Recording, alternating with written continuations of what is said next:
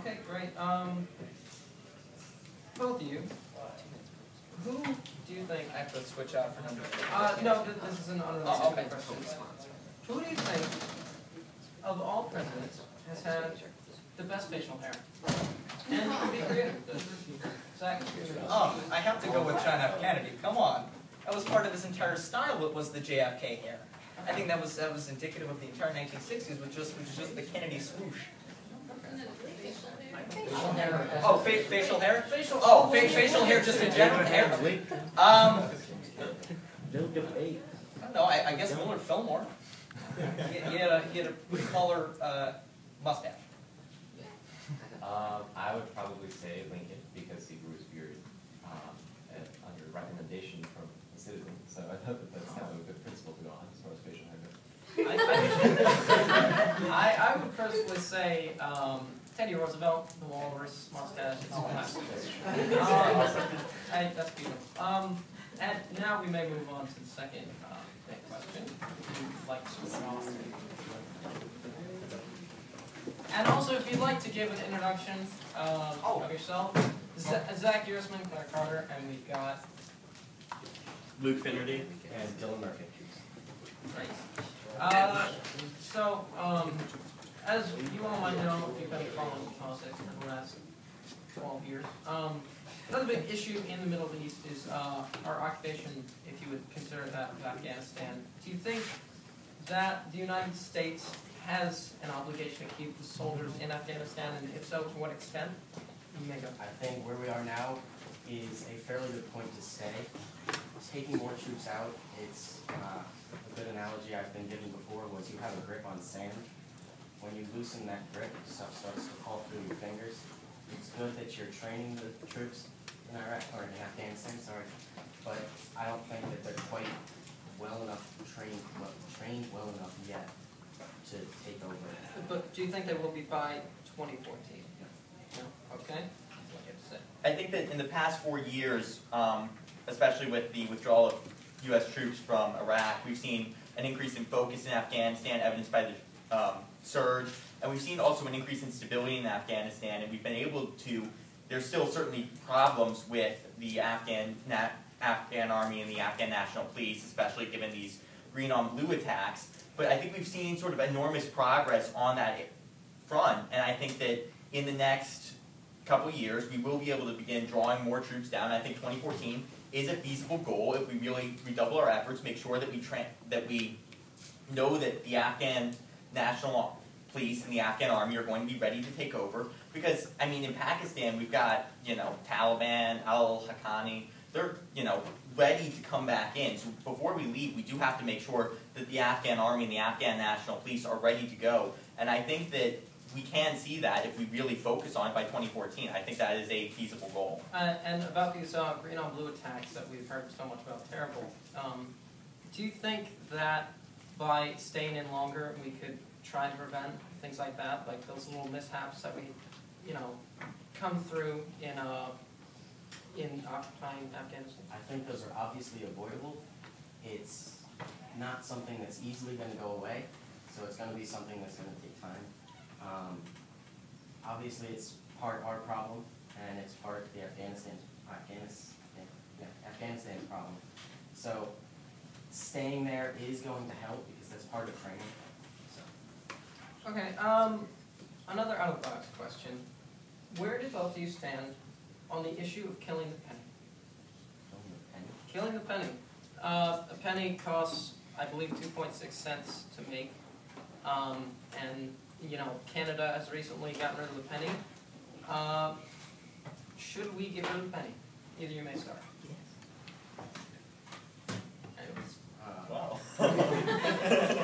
From a political point, I mean, it's a penny. It'll eliminate the confusion with $2.99 for something rather than just $3. But nobody really asked for that penny back. But then I know Luke here will like this, but from a chemistry standpoint, it's always cool to soak it in sodium and... That's a good point. That's a good point. I think, agree with Dylan. I mean, government isn't spending money on making pennies. I don't have to worry about $2.99 stuff that's change in my pocket to carry around, I'm all for it. And let's face it, with drop the price of copper, I'd be able to play with the zinc, and I forget what reaction we're talking about all the more. Absolutely. Yeah, I mean, what is it with penny these days? Next question, if you'd like to come up for the third question. I have no idea what the third question.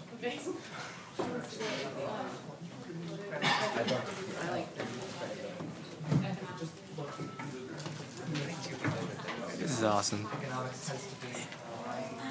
It's the last time I'll be up here, don't worry. And your name? Thomas McGarry, everyone. Oh wait, no notes are allowed. Oh, we're not going to. That's my pen.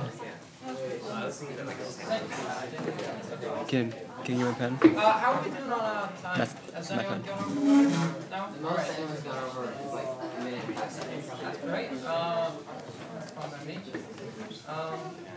Okay, now, a more general question in terms of domestic policy, which is what a lot of people have really been, worried about in this campaign more.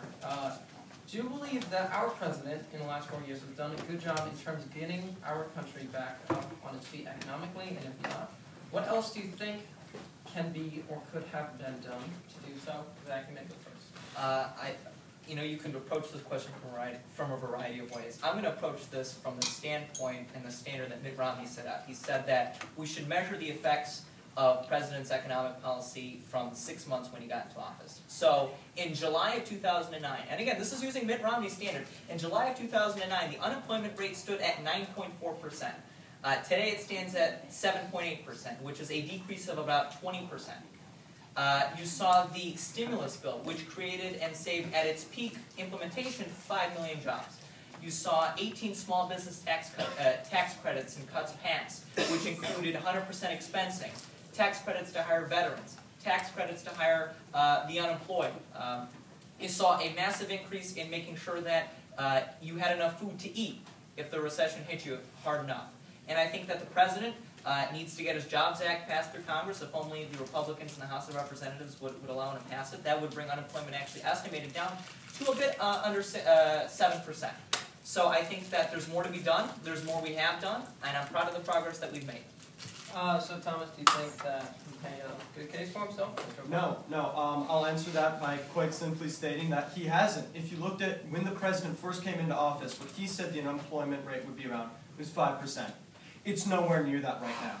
What we have to look at is what's going to get this economy back on its feet. That's more jobs, and that's less regulation and less harsh taxes on the private sector. Private sector is what allows the economy to grow, not jobs for the sake of jobs, and not reckless spending, which the Obama administration has been doing, that's really crippled this economy. If you look at Solyndra, cases like that, where he's invested, and where does this money go? It disappears. Look at the oil pipelines to Canada, something which the President of the United States, Obama, vetoed. That would have created thousands of jobs. Now those are gone. You said that the President's created 5 million jobs?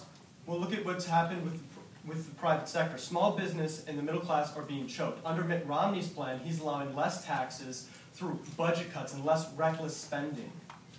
Okay, I don't know where to begin on that one. So, you made a fair point. The president, when he came into office, he had a lot on his plate.